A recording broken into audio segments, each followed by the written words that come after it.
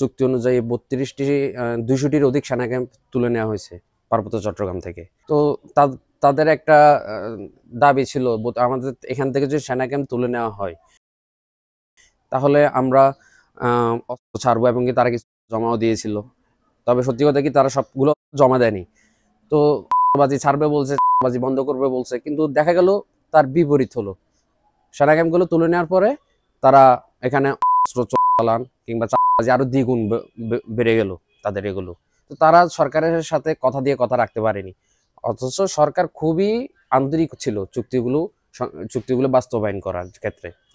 তবে আমাদের দাবি এখানে চুক্তির মধ্যে কয়েকটি ধারা, বেশিরভাগই ধারা সংবিধান বিরোধী ধারা হয়েছে। তারপরও সরকার কিভাবে, হয়তো অনেকে বলে থাকে যে শেখ হাসিনা নিজের শাসন দীর্ঘায়িত করার জন্য যেমন পিলখানা কাণ্ড ঘটিয়েছে, তেমন শান্তি চুক্তিও বাস্তবায়ন করেছিল ভারতের মদতে।